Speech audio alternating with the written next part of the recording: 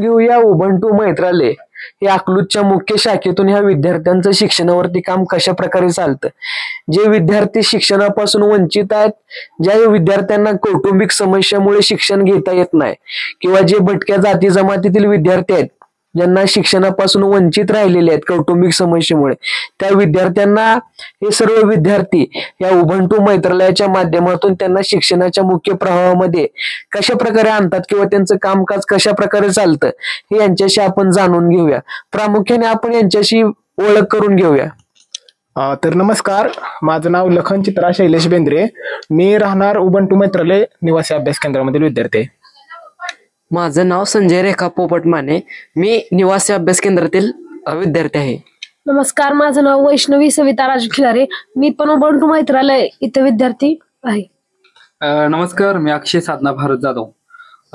Ubuntu अभ्यास केंद्र जे आहे मैत्रालय त्या शिष्यकुलामध्ये मी यांना त्यांचा सहकार्य आणि मित्र म्हणून राहतोय. मी उबंटू मैत्रालय निवासी विद्यार्थी राहुल संगीतावरून चौगुले. तर या ठिकाणी आपण या सर्व विद्यार्थ्यांची ओळख करून घेतलेलं आहे. तर यांच्याशी आपण या उबंटू मैत्रालयाच्या माध्यमातून आपण त्यांच्याशी बातचीत करणार आहे. तर प्रामुख्याने आपण यांच्याशी बातचीत चालू करूया. तर मला या ठिकाणी प्रामुख्याने विचारायचं आहे की हे उबंटू मैत्रालय किंवा तुम्ही या ठिकाणी शिष्यकुल ज्याला नाव दिलेलं आहे, या शिष्यकुलाची सुरुवात कशा प्रकारे झाली? फारच इंटरेस्टिंग प्रश्न विचारला होता तुम्ही. मुळात तुम्ही पहिल्यांदा पत्रकारितेसाठी आला. तुमची पत्रकारिता तुम्ही प्रामाणिक निभावत आहे आणि तुम्हाला पण कुठेतरी वाटतं अशा सामाजिक कामाची दखल सर्वांनी घेतली पाहिजे आणि प्रमुखता तुम्ही घेतली, याबद्दल तुमचं धन्यवाद दादा. आणि आम्ही फार तुमचे आभारी आहोत की तुम्ही इथे मुलाखतीसाठी आलात. तुम्हाला हा उपक्रम जाणून घेण्याची उत्सुकता लागली. मी सुरुवात करतो दादा तुमच्या प्रश्नापासून की तुम्ही म्हणलात की हे जी सुरुवात कशी झाली या उपक्रमाची. ऍक्च्युली स्नेहबंध फाउंडेशन हे आपलं फाउंडेशन आता आपण उभं केलेलं आहे. ते सध्या आता ह्या महिन्यात उभं झालेलं आहे. त्याच्या आधी हे अभ्यास केंद्र जे आहे, हे शिष्यकुल जे आहे ते उभं राहिलेलं आहे. त्याची सुरुवात जुलै 27 पासून सुरुवात झालेली आहे 2023. त्याच्या एक महिन्या आधीचा तुम्हाला एक किस्सा सांगतो. त्या किस्स्याला अनुसरूनच हे उबंटूचा प्रवास या अभ्यास केंद्राचा ह्या सामाजिक उपक्रमाचा आपली सुरुवात झालेली आहे. जून 9 आपण 2023 एक आंदोलन उभं केलं होतं विद्यार्थ्यांनी. आम्ही त्यावेळेस कॉलेजमध्ये शिकत होतो. आम्ही प्रामुख्याने आपल्या अकलूजची स्मशानभूमी आहे तिथे राहत होतो आणि कॉलेजला येऊन जाऊन करत होतो. कारण मला अभ्यासाला कोणतीही जागा नव्हती स्मशानभूमीमध्ये.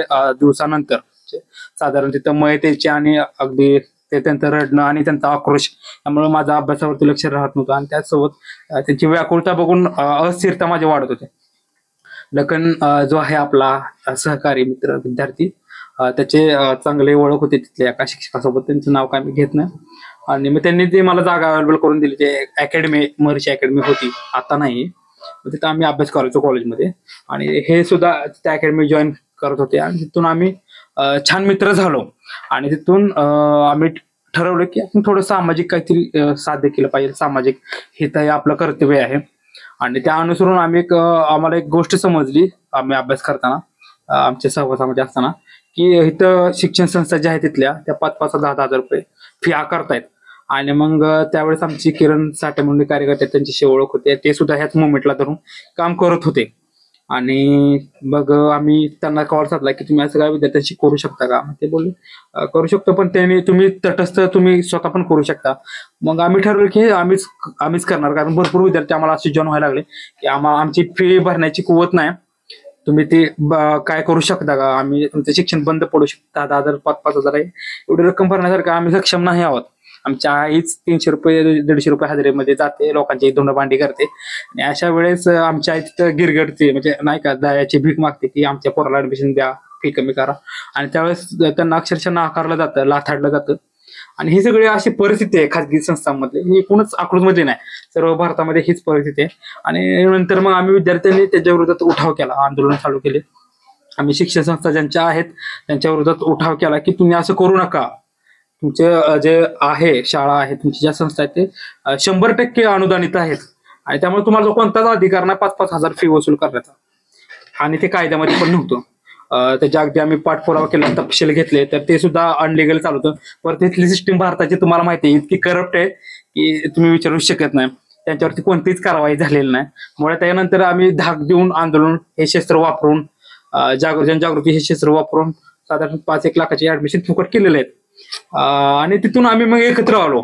मग तिथून नंतर त्याचे पडसाद त्याची प्रतिक्रिया अशी उमटली की मला अकॅडमीमधून त्या शिक्षण संस्थेतले जे शिक्षक होते प्रमुख त्यांनी बाहेर काढलं. मला तिथे शिकू नको असं सांगितलं गेलं. मग त्याच्यासाठी मी लिगल ऍडमिशन घ्यायला सुद्धा तयार होतो, परंतु मला ऍडमिशन घेतलं नाकारलं आणि मला तिथून मग बाहेर निघावं लागलं. मला प्रतिशोध आणि बदला हा नको होता म्हणून मी तिथून बाहेर आलो. कारण आंतरक्रियेतून बदल झालेला हा चांगला असतो. मी धाक देऊन तो बदल घडवला तर त्या शिक्षकामध्ये मग त्या अर्थच नसतो म्हणून मी तिथून बाहेर निघलो. परंतु माझ्यासोबत हे जे विद्यार्थी आहेत ते सुद्धा बाहेर निघले. साधारण राहुल असेल, वल्लभ भाणे असेल, हे सगळे विद्यार्थी तिथून बाहेर निघले. त्यांना सुद्धा खूप टॉर्चर वगैरे झालं, परंतु त्यांनी हार मानले नाही. त्यांना सुद्धा कॉम्प्रोमाइज करून सॉरी बोलून तिथं ऍडमिशन त्या अकॅडमीमध्ये कॉलेजच्या मिळू शकत होता, परंतु त्यांनी कॉम्प्रोमाइज केलं नाही. त्यांनी सत्याचा मार्ग स्वीकारला आणि सत्यावरती ठाम राहिले. मग आम्ही एकत्र आलो. आता आपल्याला जागा तर नाही अभ्यासासाठी कोणतीच उपलब्ध, म्हणून आम्ही विचार करत होतो साधारण महिनाभर. आणि महिन्यानी 29 जुलैला आम्ही त्याची सुरुवात झाली की आमच्या डोक्यात एक संकल्पना आली की अशी स्वातंत्र्य जगणारी जी मुलं आहेत, स्वातंत्र्य जगणारे जे विद्यार्थी आहेत, त्यांची कुठं घसपेट होऊ नये, त्यांनी एक छानसा माहोल भेटावा, वातावरण भेटावं. आणि असे जे वंचित विद्यार्थी आहेत ज्यांना फी भरू शकत नाहीत आणि त्यांचं शिक्षण थांबणार आहे, अशांसाठी आपण एक प्लॅटफॉर्म उभा करूयात. आमच्या डोक्यात ही उबंटू मैत्रालय शिष्यकुल एक प्लॅटफॉर्म उभा राहिला आणि त्याची सुरुवात अशी 1 वर्ष झालं आता सुरू झालेली आहे. आणि छान प्रतिक्रिया येते लोकांची. आम्ही जी हे प्रतिक्रिया चालवतोय, हे जो उपक्रम चालवतोय तो छानपैकी लोकांमध्ये रुजतोय आणि लोकांना तो आवडू लागलाय. उबंटू मैत्रालय हे नाव कसं वाटतं? म्हणजे जरा उबंटू म्हणजे लोकांना समजलं पाहिजे, उबंटूचा अर्थ काय नेमका? उबंटू मैत्रालय ऍक्च्युली ह्याचं विश्लेषण मी केलं पाहिजे आणि आता थँक्यू तुम्ही प्रश्न विचारल्याबद्दल. उबंटू हा नेल्सन मंडेला जे आहेत ज्यांनी आफ्रिकामध्ये खूप संघर्ष केलाय काळ्या लोकांसाठी, त्यांच्या हक्कासाठी आणि अधिकारासाठी. ऍक्च्युली हा त्यांचा शब्द आहे. उबंटू म्हणजे एकमेकाच्या सहकार्यानेच आपण काहीतरी नवनिर्मित आणि कल्याणाचं काहीतरी निर्मित करू शकतोय, हा ऍक्च्युली उबंटू शब्दाचा अर्थ आहे. आणि तो आम्हाला फार आवडला आणि हे काम आहे ते एकमेकाच्या सहकार्याने उभं राहू शकतं. आणि त्यातून उबंटूचा अर्थ सगळ्यांच्या सहकार्याने चाललेला उपक्रम. मैत्र हा शब्द आपले जे भारतभूमीचे जे सर्वोत्तम भूमिपुत्र आहेत गौतम बुद्ध, त्यांचा तो मैत्री शब्द आहे. जो मैत्री म्हणजे एक भाव आहे, तो प्रेमाच्या पण पलीकडचा भाव आहे. तो भाव सर्वांशी नम्रतेने राहायला शिकवतो, प्रत्येकाला आदर घ्यायला शिकवतो आणि प्रत्येकाची काळजी घ्यायला सुद्धा शिकवतो, प्रत्येकाला संरक्षण द्यायला शिकवतो. हा पूर्ण शब्द आहे उबंटू मैत्रालय. तर या ठिकाणी तुम्ही सांगितलं की उबंटू म्हणजे सगळ्यांच्या सहकार्याने मैत्रीपूर्ण संबंधाने हा चाललेला उपक्रम आहे. या उपक्रमामध्ये आजूबाजूचे जे काही विद्यार्थी आहेत त्यांना तुम्ही शिक्षणाच्या मुख्य प्रवाहामध्ये आणत आहात, नाही का? त्या प्रामुख्याने कोणकोणत्या म्हणजे समाजातील विद्यार्थी किंवा जे शिक्षणापासून वंचित आहेत कौटुंबिक अडचणीमुळे, आता सध्याला किती विद्यार्थी आपल्या शिष्यकुलामध्ये काम करत आहेत? आपल्या ह्या शिष्यकुलामध्ये साधारण 20 विद्यार्थी आता निवासी आहेत आणि 70 ते 80 असे विद्यार्थी आहेत जे येऊन जाऊन करतात. आणि टोटल असा सर्व विद्यार्थ्यांचा परिवार आहे आपल्या.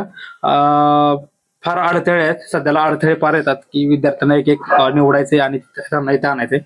ऍक्च्युली आपल्या भारतीय लोकांचा, आपल्या भारतीय समाजाचा एक प्रॉब्लेम आहे खूप मोठा. येथे मुलांचं भविष्य घडावं त्यासाठी ते आई वडील स्वतःच्या मुलाला दूर करण्यासाठी कदाचित थोडे भितात किंवा ते नर्वस सिस्टीम त्यांच्यामध्ये तयार होती. त्यांना ते कबूल नसतं मुलांचं थोडं दूर जाणं, म्हणजे त्याला अतिशयोक्ती भावनाची म्हणू शकतो. त्यांची काळजी पण त्यामागे असू शकते. परंतु त्यामुळे मुलं घर सोडून न राहिल्यामुळे त्यांची विकास सुद्धा खुंटतोय, हे मला ह्या माध्यमातून सांगायचंय. सध्याला 20 मुलं तिथे राहतात निवासी. त्यांच्या कुटुंबाच्या संमतीनं या ठिकाणी निवासी राहतात. त्यांचे लेगलायझेशन आपण करतो. विद्यार्थी जे इथे राहतात त्यांचे न हरकतीचे जे पत्र आहे ते आपण तयार करून देत असतो. बाबा मी माझ्या जबाबदारीवरती माझ्या पाल्याला, माझ्या मुलाला इथे शिक्षणासाठी आणि सर्वांगीण विकासासाठी इथे थांबवतो. या ठिकाणी सांगत आहेत की कुटुंबाच्या त्या पालकांच्या संमतीने या ठिकाणी विद्यार्थ्यांना आम्ही या ठिकाणी निवासी म्हणून या ठिकाणी प्रवेश देतो, त्या विद्यार्थ्यांना मुख्य शिक्षणाच्या प्रवाहामध्ये या ठिकाणी आम्ही आणण्याचा प्रयत्न करतो. या ठिकाणी वैष्णवी दिदी खिलारे हे सुद्धा या ठिकाणी आपल्यासोबत बोलणार आहेत. तर दिदी, या ठिकाणी जे शिष्यकुल तुम्ही या ठिकाणी नाव दिलेलं आहे, या शिष्यकुलाचं प्रामुख्याने काय महत्व आहे? तुला विचारतात. हे शिष्यकुल आहे, इथं विद्यार्थ्यांना विद्यार्थीच घडवतात. म्हणजे विद्यार्थीच स्वतः शिक्षण घेत घेत इतरही विद्यार्थ्यांना घडवतात. म्हणजे आपल्यापेक्षा आता ग्रॅज्युएशन एक विद्यार्थी करत असेल तर त्याच्या खालचा जो 11-12 आहे असं विद्यार्थी शिकत शिकत विद्यार्थ्यांना खालच्या शिकवतात. अशा प्रकारे विद्यार्थी शिकवतात, त्यामुळे शिष्यकुल असं आम्ही म्हणतो. त्यांचं म्हणणं आहे की एकमेकांच्या सहकार्याने, एकमेकांकडे जेवढं काही ज्ञान आहे ते एकमेकांना वाटून हे विद्यार्थी या ठिकाणी शिक्षण घेत आहेत किंवा बाकीच्या विद्यार्थ्यांना शिक्षण देत आहेत. त्याचप्रमाणे या ठिकाणी आपण यांना पुढचा प्रश्न विचारणार आहे की ज्या शिष्यकुलाच्या भविष्याची जी वाटचाल आहे ती कशा प्रकारे पुढे म्हणजे होणार आहे? शिष्यकुलाच्या भविष्याची जी वाटचाल आहे, ऍक्च्युली आम्हाला हे सांगायचंय की आमची प्रायोरिटी जी आहे, आमचा प्राथमिक विचार जो आहे तो आम्हाला विद्यार्थ्यांच्या शिक्षणापासून ते विद्यार्थ्यांच्या मनापर्यंत प्रवास करायचा आहे त्यांच्या. म्हणजे आम्हाला थोडक्यात ह्या कामातून हृदय परिवर्तनाचा लढा लढायचा आहे. आम्ही त्याला प्राथमिकता देतोय. मुळात आज तुम्ही पाहताय की आजूबाजूला खूप शिक्षण संस्था आहेत, खूप वसतिगृह आहेत, विद्यापीठ खूप मोठी मोठी आहेत, त्यांना शिष्यवृत्त्या बहाल आहेत. आणि अशा परिस्थितीमध्ये आम्हाला असं वाटतं की एक असं केंद्र असावं, एक असा प्लॅटफॉर्म असावा. तर तुम्ही आध्यात्मिक मध्ये तर पाहताय की अशा पद्धतीने ते अध्यात्माच्या नावाखाली लूट चालते. आणि इकडे तुम्ही तर बघताय की नोकरशाह वर्ग जो शिक्षणातून तयार होतोय तो कशा पद्धतीने यांत्रिक तयार होतो. उदाहरणार्थ द्यायचं झालं तर एखादा जिल्हा अधिकारी, कलेक्टर आपले एखाद्या आपल्या जिल्ह्यातलीच एखादी वस्ती जर तिथे उठवून एखादा मोठा प्लॅटफॉर्म तयार करायचा असेल व्यावसायिक, तर तो 150 ते 200 लोकांचा विचार करत नाही. तिथं सरळ तो JCB ला वस्ती खाली करून घेतो आणि तिथं तुमचा जो व्यावसायिक प्लॅटफॉर्म आहे, जो भांडवली शाखाला अनुसरून त्यांना त्यांच्या कल्याणाचा अनुसरून जो निर्णय असतो तो घेतला जातो. म्हणजे इतकी यांत्रिक पद्धती नोकरशाह वर्गामध्ये आलेली आहे. ती कुठून निर्माण होते? आपल्या शिक्षण संस्थांमधून, शिक्षण व्यवस्थेमधूनच. हा सरळ आरोप माझा आहे त्या शिक्षण व्यवस्थेवरती. कारण संवेदनशीलता जी आहे ते आज नोकरशाह वर्गामध्ये दिसत नाही. मग त्यांनी शिक्षण नेमकं काय घेतलं हा सुद्धा आज आपल्या भारतीयांना प्रश्न पडण्यासारखाच आहे. मेकोले सारख्या व्यक्तींनी शिक्षण रचना रचली आणि त्यानंतर त्याचे पडसाद कसे उमटतात ह्याकडे बघायला सुद्धा साधं कोण तयार नाही. आणि अशा काळामध्ये आम्हाला वाटतं की माणुसकी निर्माण होणं फार गरजेचं आहे. आणि आज जे आपले विद्यार्थी ते घडणार आहेत, उद्या ते आपल्या भारताचे नागरिक सुद्धा असणार आहेत. आणि नागरिक म्हणून, एक माणूस म्हणून जे आपलं कर्तव्य आहे ते नेमकं काय आहे, त्या कर्तव्यापासून आपण वंचित राहिलं नाही पाहिजे ही जाणीव आपण निर्माण करण्याचा प्रयत्न करतो. अगदी छोट्या छोट्या गोष्टी आज इथले विद्यार्थी पार पाडत आहेत की आज जे पाणी येतंय ते निसर्ग देतोय आणि आपल्या पृथ्वीवरती जे साठा आहे पिण्याला एक पाण्याचा तो नेमका किती आहे आणि कोणाच्या वाट्याचं पाणी आपण किती वापरतोय हे सुद्धा आकलनात, हे सुद्धा जाणीव आपल्या विद्यार्थ्यांमध्ये आहे. उदाहरणार्थ हात धुण्यासाठी आपल्याला अर्धा चंबूच वापरायचा आहे तर ते अर्धा चंबूच वापरतात, तिथे 1 चंबू ते वापरत नाहीत. इतका छान आणि इतका छोटासा विचार सुद्धा आपले विद्यार्थी इथं करतायत. आणि ह्या जाणीवांनी आपल्याला सर्व क्षमता आपल्या मानवांच्या विकसित करायच्या आहेत आणि त्याची सुरुवात हा प्लॅटफॉर्म आहे. आणि हे जी आम्हाला सर्व बाजूंनी आम्हाला व्याप्ती करायची, ह्याची दूरदृष्टी आम्हाला बनवायची आणि भारताच्या प्रत्येक जिल्ह्यामध्ये असं अभ्यास केंद्र आम्हाला निर्माण करायचं, ही भविष्याची वाटचाल असेल. तुम्ही आता सांगितलं की जे उबंटू मैत्रालय हे लोकांच्या सहकार्याने, मैत्रीभावातून हे सगळ्या ठिकाणी चालतं ह्याचं कामकाज. या ठिकाणी एवढे विद्यार्थी आहेत किंवा तुम्ही सर्वजण आहात, तुम्ही सर्वजण तर कुठे नोकरीला नाहीत, सध्याला शिक्षण घेतात. या ठिकाणी सर्वांच्या जेवणाची सोय किंवा जे काय तुम्हाला इथं उबंटू मैत्रालयामध्ये जे काय साहित्य वगैरे लागतं तुम्हाला दैनंदिन जीवन जगण्यासाठी, हे कसं लोक तुम्हाला मदत करतात? काही जेवणाची सोय वगैरे तुम्ही स्वतः बनवता या विद्यार्थ्यांची? हा, जेवणाच्या बाबतीत आणि आमच्या उदरनिर्वाहाच्या बाबतीत आम्ही थोडं काही विचारांनीच करतो सगळ्या गोष्टी. जसे की आम्ही सकाळी आहे जे अन्न ते आम्ही स्वतः सकाळी भात बनवून खातो स्वतः, जे रेशन दिलेलं असतं लोकांनी मदत म्हणून त्याच्यावरती. आणि संध्याकाळी आम्ही साधारण 8 वाजता बाहेर पडतो इथून आणि प्रत्येक घरामध्ये आम्ही जातो, मोठी मुलं, आणि एक चपाती प्रत्येक घराला मागतो आम्ही आणि तेही खुशीने देतात, आनंद देतात. कधी कधी तर असं होतं की आम्ही जर नाही गेलो अन्न मागायला तर ते आम्हाला खवळतात की तुम्ही काय येत नाही, आमच्यावरती रागाला गेला की काय, असं सर्व प्रक्रिया असते. आणि एक चपाती आम्ही एक घरातून आणून अशा आमच्या 100 चपात्या बांधतात आणि आम्ही ते 2 टायमिंगचं अन्न म्हणजे सकाळ आणि संध्याकाळचं खातोय आता सध्या. आणि छान प्रतिसाद आहे. ह्या माध्यमातून आम्ही लोकांची छान बॉन्ड तयार करतोय. आम्हाला त्यांच्या समस्या, त्यांची दुःख समजते, त्यांच्या दुःखाचा सहभागी होता येते. तुम्ही या ठिकाणी आता सांगताय की आपण स्वावलंबी समाजात जोपासणारे विद्यार्थी घडवतोय. तुम्ही जर असं जर मागून अन्न खात असाल तर ते इथल्या येणाऱ्या निवासी विद्यार्थ्यांवर त्याचे विपरीत परिणाम होणार नाहीत का?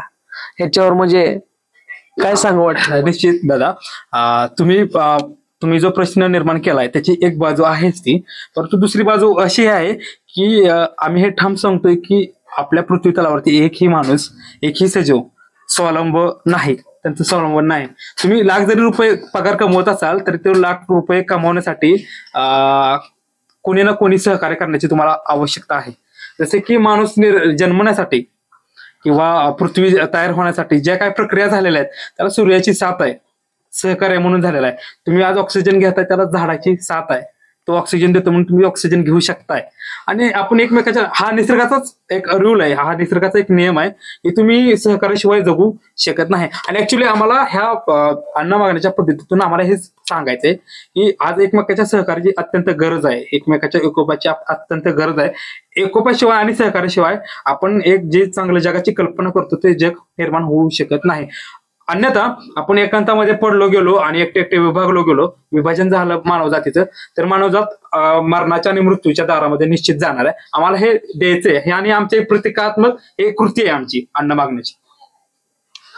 नक्की त्यांचं सांगणं आहे की जे निसर्ग आपल्याला देतो की आपण जे सजीव आहेत ते एकमेकांच्या सहकार्याने किंवा ऑक्सिजन किंवा या सूर्यप्रकाश आहे जो निसर्ग आपल्याला देतो त्याची आपल्याला गरज आहे. त्याच पद्धतीनं आपल्या सर्वांना एकमेकाच्या या समाजामध्ये जगण्यासाठी एकमेकाच्या मदतीनं आपण सर्वजण जगत आहोत आणि भविष्यामध्ये सुद्धा आपण एकमेकाच्या सहकार्याने जगू.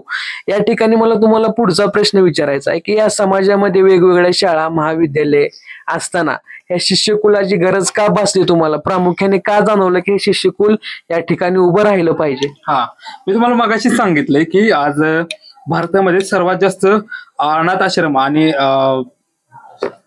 वृद्धाश्रम वाढण्याची जी संख्या आहे ते पाहता तुम्ही आश्चर्यचकित व्हाल.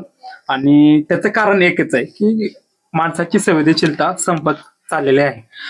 शिक्षण हे आम्ही एक साधन मानतो जे माणसाला परिपूर्णतेकडे नेल, माणसाच्या सर्व भावनांच्या चांगल्या क्षमता विकसित करेल, याचं आम्ही साधन मानतो. म्हणजे डॉक्टर बाबासाहेब आंबेडकर म्हणतात की शिक्षण हे बुद्धीला ज्ञानाकडे घेऊन जाणार आहे, भावनांना माणुसकीकडे घेऊन जाणार आहे आणि शरीराला श्रमाकडे घेऊन जाणार आहे. आणि अशा शिक्षणाची जी व्याख्या करतात आपले जे महापुरुष असलेल्या भूमीवरची जन्मलेले, मुळात त्यांच्या व्याख्यात आणि माणसाच्या जगण्यामध्ये फार तफावत तुम्हाला जाणवेल. आज माणूस म्हणून शरीराने फक्त उरलेला आहे, त्यांनी भावना आणि विचार आणि विवेक ह्या सर्व गमावलेले आहेत. त्यामुळेच आज वृद्ध आश्रमांची संख्या तुम्ही किती वाढते हे पाहताय. आज मुलगा आई बापांची सेवा करणं हे कर्तव्य मानत नाही, किंवा आज ज्या काही वाईट बाजू आहेत, उदाहरणार्थ खूप अशा निगेटिव्ह बाजू तुम्हाला सांगू शकतो किंवा घडतायत आपल्या समाजामध्ये. त्याचं एकच तुम्हाला हे दिसेल की निष्कर्ष की आज शिक्षण व्यवस्था आपली कमी पडते माणसामध्ये त्यांच्या क्षमता विकसित करण्यासाठी. आणि आम्हाला माणसांच्या क्षमता पूर्ण विकसित करायचं, आम्हाला फक्त सिस्टीमला दोष नाही द्यायचा, तर आम्हाला आमचे कर्तव्य पार पाडायचे. ऍक्च्युली आम्हाला समस्या समजते, तर त्या समस्येवरती फुलाची पकडी तर आम्ही कर्तव्य पार पाडू शकतो. आणि त्यासाठी हा प्लॅटफॉर्म आम्ही उभा केलाय की एक विद्यार्थी आम्ही निवडेल गरजू, त्यांच्या पोटाचा प्रश्न सुद्धा सोडवेल, त्यासोबत त्यांचा माणुसकीचे कर्तव्याचे जाण सुद्धा आम्ही निर्माण करू शकेल. फार संवेदनशील माणसं आम्हाला निर्माण करायचे, त्याशिवाय हे चांगलं जग निर्माण होऊ शकत नाही. आणि त्यासाठी आम्हाला ह्याची विशिष्ट अशी गरज भासते. नक्कीच या ठिकाणी जे आपले काही विद्यार्थी आहेत त्या विद्यार्थ्यांना घेऊन तुम्ही या ठिकाणी मध्यंतरी पूर्ण महाराष्ट्रामध्ये सायकल प्रवास केलेला आहे की या ठिकाणी महाराष्ट्रातल्या प्रत्येक विद्यार्थ्याला त्यांची जात, वर्ण आणि धर्म बघून त्यांना शिक्षण न देतात त्या ठिकाणी जो शिक्षण घेण्यासाठी पुढे आलेला आहे त्या सर्व विद्यार्थ्यांना मोफत शिक्षण मिळालं पाहिजे ही तुमची प्रामुख्याने प्रमुख मागणी घेऊन तुम्ही या ठिकाणी पूर्ण महाराष्ट्रामध्ये राष्ट्रपतीच्या नावे पत्र गोळा करत होता लोकांकडून. ते पत्र किंवा तो अनुभव कशा प्रकारे होता किंवा त्याचं पुढे काय झालं? तर शिक्षणाचं राष्ट्रीयकरण आणि शिक्षणाच्या राष्ट्रीयकरणातून शिक्षणाचं सामाजिककरण हा जो मुद्दा आहे तो आपण ह्या अभ्यास केंद्राच्या अंतर्गत चालवतो सध्या. आणि त्याच्यामार्फतच आम्ही महाराष्ट्र भ्रमंती केलेली आहे. सायकलीवरून महाराष्ट्र भ्रमंती करत असताना आम्ही त्यांच्याकडून लोकांकडून अभिप्राय घ्यायचो की तुम्हाला शिक्षणाबद्दल काय वाटतं, तुमची गरिबी असताना तुमची मुलं तुम्ही शिकवू शकता का, हे सर्व प्रश्नांचे आणि त्यांचे विश्लेषण, त्यांची उत्तर स्वतःच त्या अभिप्रायामध्ये एक एक नागरिक आम्हाला द्यायचा आणि त्याचा आम्ही संच करून तो राष्ट्रपतींना देखील पाठवलेला आहे. आणि त्याचसोबत आम्ही प्रत्येक महिन्यामध्ये वेगवेगळ्या गावाला जाऊन प्रत्येक महिन्याच्या 5 तारखेला उपोषण करतोय आणि उपोषणाच्या माध्यमातून आम्ही गव्हर्नमेंटशी पत्रव्यवहार देखील करतोय. लोकांमध्ये लोक पथनाट्य असेल किंवा लोककला असतील या सर्वांच्या माध्यमातून लोकांमध्ये जनजागृती सुद्धा करतोय. ज्यावेळेस शिक्षणाचं महत्व हे लोक समजून घेतील त्यावेळेस शिक्षणाचं राष्ट्रीयकरण झाल्याशिवाय राहणार नाही. परंतु ह्या तालुक्यामध्ये सध्या आपलं चालू आहे शिक्षणाच्या राष्ट्रीयकरणाच्या शिक्षणाच्या राष्ट्रीयकरण शिक्षणाच्या ह्याच्याबाबत सामाजिकरणाबाबत. तर इथले जे शासकीय अधिकारी आहेत, प्रशासकीय अधिकारी आहेत ते फार उदासीन दिसत आहेत. शिक्षणाच्या जे बेनिफिट्स लोकांना मिळायला पाहिजे, विद्यार्थ्यांना मिळायला पाहिजे, सर्वसामान्य मिळायला पाहिजे, शेतकऱ्यांच्या मुलांना, कामगारांच्या मुलांना मिळायला पाहिजे, ह्याच्याबाबत फार उदासीनता ह्यांच्यामध्ये दिसते आणि कोणत्याही पद्धतीचा चांगला प्रतिसाद मिळत नाही. ऍक्च्युली हा केंद्र सरकारचा निर्णय आहे शिक्षणात राष्ट्रीयकरण केलं पाहिजे की नाही केलं पाहिजे. आता तुम्ही पाहताय की एका बाजूला सरकारमधील जे काही लोक आहेत, आमदार खासदार, त्यांच्याच ह्या खासगी संस्था आहेत आणि ते बंद करतील का. आज 68,000 मराठी झेडपी शाळा महाराष्ट्रातल्या आपल्या बंद पडल्यात. त्याचं कारण काय आहे. ऍक्च्युली हे षडयंत्र असतं, हे काही योगायोग नसतो. आणि हा योगायोग की षडयंत्र हे ज्यावेळेस आपण समजून घेईल बुद्धीच्या क्षमतावरती, विवेकावरती, त्यावेळेस निश्चितच शिक्षणाचं राष्ट्रीयकरण किती महत्वाचं आहे हे सर्वसामान्यांना समजून जाईल. कारण तुम्ही ज्यांच्या मुळावरती, म्हणजे आज बघा साधारण तुम्ही एखाद्या घरात गेला की तुम्ही खाजगी संस्थांमध्ये मुलाला टाकाल की झेडपी शाळांमध्ये मुलाला टाकाल, हे जर तुम्ही विचारलं तर बहुतांश म्हणजे पालकांचं म्हणणं हेच की आम्हाला खाजगी शिक्षण संस्था आवडेल. मग त्यांना तुम्ही पुढे जाऊन हा प्रश्न जर विचारला की तुम्हाला ती फी परवडते का, ते म्हणतील की आम्हाला फी परवडत नाही, आमच्या आयुष्यभराची कमाई आम्ही त्याला देणार आहे, आम्हाला काही शिल्लक राहणार नाही, आमच्या इव्हन मूलभूत गरजा आम्ही त्यागून आम्ही मुलांचं शिक्षण भागवतो. उदाहरणार्थ आम्ही आधार जरी पडलो तर 100 रुपये आम्ही ते खर्चत नाही, आम्ही कशा तरी घरीच प्राथमिक उपचार करून ते 100 रुपये आम्ही मुलाच्या शिक्षणासाठी वापरतोय. इतकी घाण अवस्था असून सुद्धा मुलं त्या खाजगी शिक्षण संस्थेमध्येच पाठवणार. त्याचं कारण काय. जाणीवपूर्वक सरकारी शाळांची बनवलेली व्यवस्था. आज तिथं जर तुम्ही गव्हर्नमेंटने जर अनुदान देण्याऐवजी तिथं जर तुम्ही तिथे सोयी दिल्या त्या सरकारी शाळांना, तर मला नाही वाटत की आपले जे पालक आहेत ते त्या खाजगी संस्थांमध्ये पाठवतील. मुळात खाजगी संस्थाकडे पाठवण्याचं कारण काय असतं की मुलांची काळजी, त्यांना चांगलं शिक्षण भेटावं. मग उच्च दर्जाचं आणि गुणवत्तापूर्ण शिक्षण खाजगी सरकारी शाळांमध्ये काय मिळत नाही, म्हणजे हा प्रश्न सुद्धा आज सर्वसामान्य. मला या ठिकाणी सांगायचं आहे की तुमच्या अगोदर सुद्धा कित्येक लोकांनी या ठिकाणी शिक्षणावरती काम केलेलं आहे आणि आता तुम्ही काही वर्ष झालं करत आहात. त्या लोकांनी शिक्षणावरती काम करून सुद्धा या व्यवस्थेमध्ये कोणताही शैक्षणिक बदल झालेला नाही. मग तुमच्या ह्या सर्व आता जो काही उपक्रम चालू आहे उबंटू मैत्रालयाचा किंवा या शिष्यकुलाचा, याच्यामधून ह्या व्यवस्थेला थोडाफार काय बदल होईल, शिक्षणावरती व्यवस्था काम करेल असं वाटतं का तुम्हाला. यस. किंवा हा तुमचा जो पाठीमागच्या लोकांसारखं तुमचं पण या ठिकाणी म्हणजे भ्रमनिराशा ही व्यवस्था करेल. निश्चितच कोणतंही चांगलं कार्य आहे त्याचं बेनिफिट थोडं थोडं का होण्या मिळत असतं. उदाहरणार्थ हरित क्रांतीनंतर कितीतरी वर्षानंतर हरित क्रांतीच्या लोकांना शेतीचा फायदा मिळू लागलाय आणि या शेतीच्या आधारावरतीच भारत हा कृषी प्रधान देश म्हणून ओळखला जाऊ लागला. शेतीच्या आधारावरती आपला जीडीपी आहे तो भक्कम झालेला आपल्याला दिसेल. म्हणजे त्यावेळेस कोणीतरी हरित क्रांतीसाठी लढलं म्हणून 3000-4000 वर्षानंतर का होणार त्याचे बेनिफिट्स या मानव जातीला मिळू लागल्यात.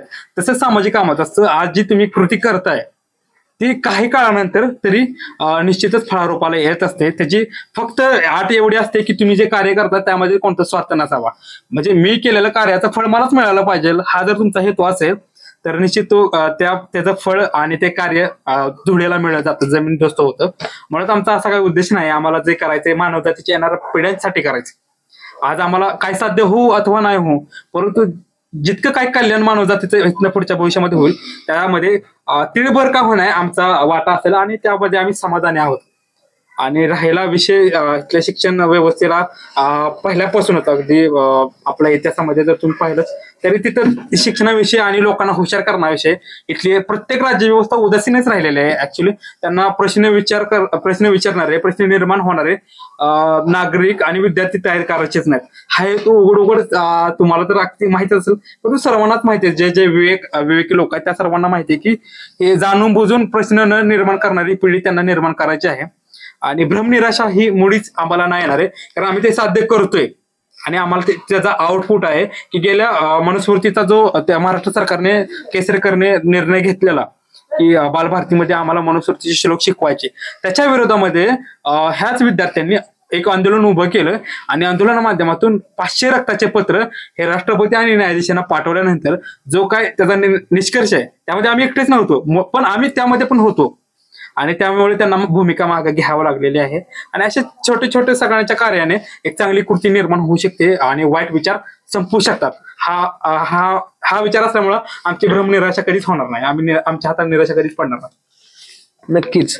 या ठिकाणी शेवटचा प्रश्न तुमच्यासाठी आहे की तुम्ही सांगत आहात की ह्या उबंटू मैत्रालय किंवा या शिष्यकुलाच्या माध्यमातून एक आदर्श माणूस किंवा आदर्श पिढी किंवा सामाजिक हित जोपासणाऱ्या येणाऱ्या पिढ्या आम्ही निर्माण करत आहोत. तर या ठिकाणी तुम्ही सांगत आहात की आदर्श म्हणजे तुमच्याकडे सर्वांचे हेअरस्टाईल वगैरे सगळ्या गोष्टी बघून म्हणजे असं वाटत नाही का तुम्ही म्हणजे समाजामध्ये बाकीचे जे शिक्षण घेणारे विद्यार्थी आहेत आणि तुमच्या सर्वांचे जे काही हेअरस्टाईल वगैरे आहेत, केसाचे म्हणजे वेशभूषा, याच्यावरून म्हणजे समाजातील बाकीच्या विद्यार्थ्यांवर किंवा त्यांच्या कुटुंबातील लोकांवर विपरीत परिणाम होईल? निश्चित. तुम्ही जो प्रश्न उपस्थित केलाय तो त्या प्रश्नाचा बद्दल धन्यवाद. आता तुम्ही जो प्रश्न निर्माण केलाय की ह्यांच्या लोक त्यांचं जे काय राहणीमान आहे, जे काय स्वीकारलेलं आहे ते जाणीवपूर्वक आणि विचारपूर्वक स्वीकारलेलं आहे पहिली गोष्ट, आणि त्याची पूर्ण जबाबदारी आम्ही घेतोय. त्याचं कारण असं की आम्हाला समाजामध्ये जाणवतं की विशिष्ट प्रकारच्या लोकांनाच इथं सन्मानाने वागवलं जातं. बाकीची जी काही जनता आहे, बाकीचे काही लोक आहेत ते सन्मानास पात्र नाहीत. उदाहरणार्थ जर तुम्हाला सांगायचं गेलं तर आज एखादा फॉर्च्युनर मधून आलेला जो राजकीय व्यक्ती आहे त्याला किती त्याची व्यक्तिपूजा केली जाते, त्याला किती डोक्यावरती बसवलं जातं, परंतु जो आपल्या पोटासाठी एक एक बाटली एक एक वस्तू गोळा करून भंगार गोळा करून जो जाणारा साधारण माणूस आहे, अगदी त्याला तू जेवलास का रे बाबा इतका सुद्धा साधा प्रश्न विचारला जात नाही. आणि हा भेद कशासाठी? म्हणून आम्ही प्रतिकारात्मक म्हणून हे लोकिंग केलेलं आहे. आम्हाला ह्यातून दर्शवून द्यायचंय की तुमची जी विचारधारा आहे आणि जे तुम्ही मापदंड ठरवलेले आहेत माणसाला वागणूक देण्याची, ती मुळात ह्या व्यवस्थेने ठरवल्या आहेत. ती व्यवस्थेचे मापदंड आहेत ते चुकीचे आहेत. माणसाच्या सदवर्तन आणि सत्कार्यावरून, सद्विचारावरून, सद्भावनावरूनच माणसाचं मापदंड ठरावं हा आमचा त्यामागील प्रामुख्याने हेतू आहे. आणि त्या प्रतिकात्मक आम्ही हे लोक स्वीकारलेले आहेत व्यवस्थेच्या विरोधात. तुम्ही सर्वजण या ठिकाणी शिक्षण घेत त्या विद्यार्थ्यांना सर्वजण शिक्षण देत आहात आणि भविष्यामध्ये हे जे छोटंसं लावलेलं रोपट आहे भविष्यामध्ये मोठ्या वटवृक्षामध्ये याचं रूपांतर होईल अशी आशा बाळगतो. या ठिकाणी तुम्ही सर्वांनी ER न्यूज मराठी सोबत खूप छान संवाद साधला, त्याबद्दल आपल्या सर्व विद्यार्थ्यांचं ER न्यूजच्या वतीनं मी आभार मानतो. आणि या ठिकाणी कॅमेरामन गोविंद मोहितेसह मी ER न्यूज सौरभ वाघमारे.